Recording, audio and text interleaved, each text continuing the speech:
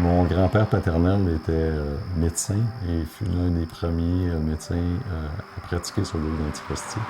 Il faisait ses visites en traîneau à chiens. Il jouait à la fois le rôle de vétérinaire à l'époque parce qu'il n'y en avait carrément pas. Un jour, la glace défonça, puis il s'est retrouvé pris dans une rivière. C'est son chien de tête qui lui aurait sauvé la vie. Les gardes nécessitent parfois qu'on soit réveillé la nuit, alors que la centrale d'appel nous réfère un cas, par exemple, de vache qui est en train de bêler et qui a un problème de mise bas. La procédure chirurgicale va nous permettre généralement de sauver un veau qu'on aurait peut-être perdu autrement.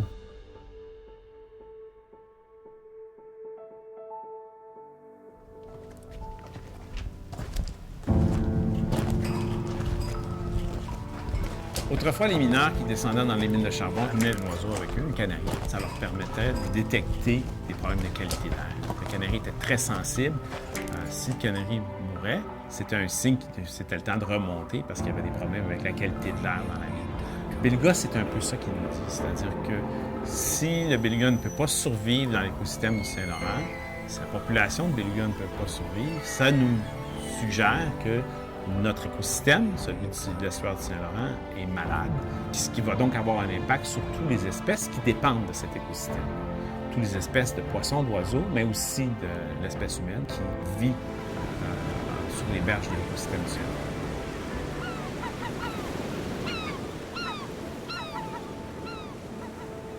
En faisant des nécropsies, des autopsies sur les animaux sauvages, en essayant de déterminer les causes de mortalité et de morbidité, on est capable de mieux comprendre quels sont les agents stressants qui vont avoir un impact sur les populations. Et par le fait même, on peut arriver à changer nos façons de faire afin de minimiser l'impact de nos activités sur les populations sauvages. Ce travail-là de pathologie a contribué à la mise en place du parc marin du Saguenay, la mise en place de différents plans d'assainissement de l'estuaire et du fleuve Saint-Laurent qui ont contribué de façon importante à diminuer le niveau de contamination de l'écosystème du fleuve Saint-Laurent. Je veux être vétérinaire depuis le moment que je peux réfléchir. Fait que là, on s'en va jeune. Je suis une vétérinaire qui s'occupe exclusivement des oiseaux et des animaux exotiques. Le service à domicile, c'est un service que je trouve plus humain, en ce sens que les gens sont chez eux. Les animaux n'ont pas été déplacés, n'ont pas subi un stress. Et surtout, quand il arrive une euthanasie, c'est tellement différent. Les gens ne brisent pas leur bulle. Je dirais c'est doux.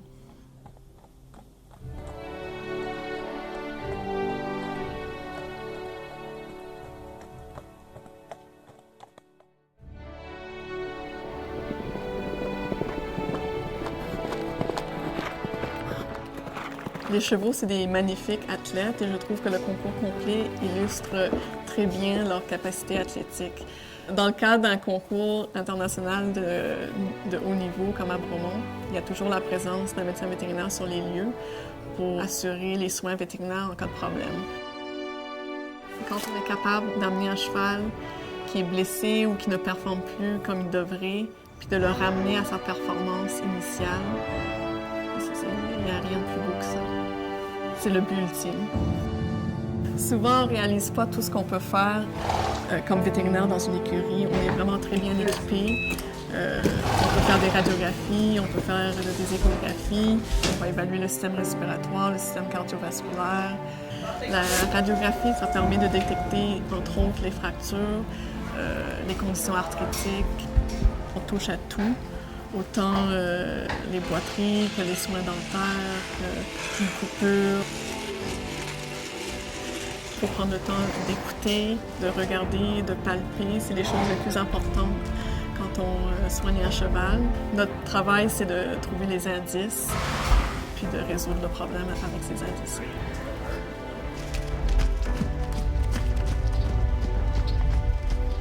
La médecine vétérinaire a fait un bon fulgurant dans les dernières années. Les animaux ont pris une place différente dans notre quotidien. Ils font partie de la famille. La qualité de vie est aussi bien importante. Donc, non seulement nos animaux vivent plus longtemps, mais on veut aussi le meilleur pour eux. Les centres de référence, les centres d'urgence, doivent maintenant être ouverts 24 heures.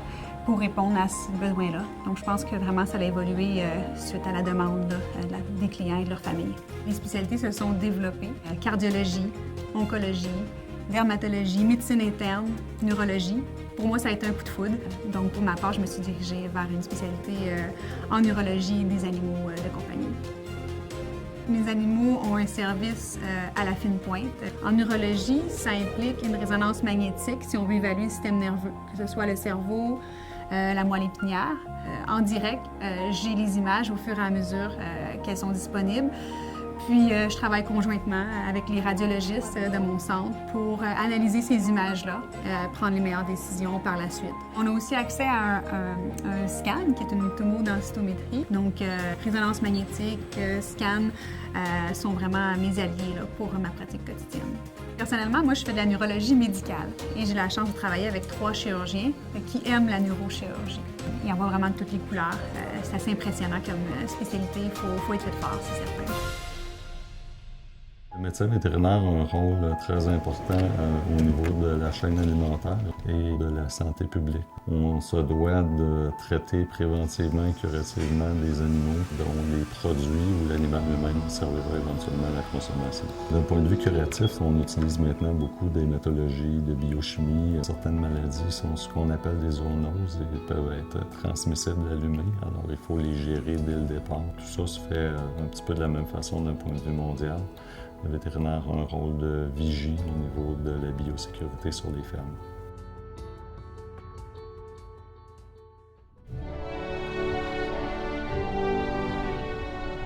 Je m'intéresse plus particulièrement aux animaux sauvages en milieu naturel, mais je travaille aussi avec des animaux sauvages qui sont gardés en institution zoologique. C'est vraiment un champ de pratique qui est très, très diversifié. Lorsqu'on travaille sur un poisson, bien oui, on peut l'anesthésier, mais pas avec les mêmes agents anesthésiques qu'avec un chat. Il faut penser à sa respiration avec ses branchies. On peut faire des chirurgies sur un poisson, mais il faut penser qu'il va retourner à l'eau. Donc, on a plus de chances d'infection de plaie. Donc, les points de suture qu'on va faire vont être un peu différents de ce qu'on ferait chez les mammifères. Fait qu'une très grande diversité, puis c'est ce qui fait que le travail est intéressant, je pense.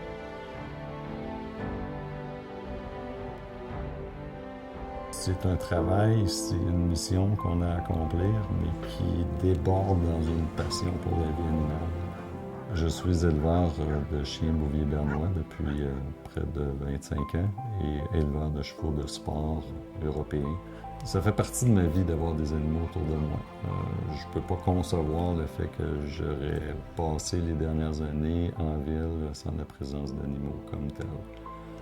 La vie à la campagne m'est précieuse. Le vétérinaire équin, on se promène avec notre véhicule et tous nos outils, toutes nos choses sont avec nous. C'est vraiment une unité médicale ambulante. L'acupuncture, c'est une médecine traditionnelle chinoise vieille de plus de 5000 ans, utilisée pour ses effets analgésiques et anti-inflammatoires. Je monte à cheval depuis un très jeune âge. Naturellement, je voulais travailler avec les chevaux. Puis le métier de vétérinaire, les soigner, c'était ce qu'il y avait de plus beau. Ça fait un peu plus qu'1 an, j'avais rencontré Lady, qui est un petit caniche qui appartenait à une petite famille vraiment chouette, que je me suis un petit peu attachée. Donc Lady était un petit chien qui avait mal au cou, qui avait la difficulté à marcher.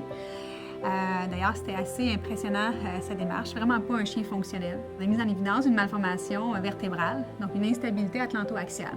Puis Lady, ce qu'il y avait de spécial avec elle, c'était que c'était pas le chien de la cliente, c'était le chien de la petite fille, donc de Emma. C'était son chien à elle. Emma est atteinte d'autisme, donc pour elle, ce chien-là était vraiment un lien vers le monde extérieur, un moyen de l'aider à communiquer, puis à gérer ses émotions aussi. Ça m'avait touchée. Non seulement on voulait sauver le chien, mais on voulait sauver cette relation-là qui semblait indispensable à la famille. Le jour où elle est rentrée pour faire ses tests comme la résonance magnétique, il fallait la mettre sous anesthésie, on était quand même sur le qui-vive. Le jour de la chirurgie aussi était un moment stressant. J'avais bien hâte de la voir ressortir. Heureusement, tout s'est bien passé. Puis quand elle est partie chez elle, c'était un grand soulagement de pouvoir dire qu'on a contribué au bonheur de cette petite famille-là. Pour moi, c'est une belle histoire à succès qui fait en sorte que j'aime mon travail.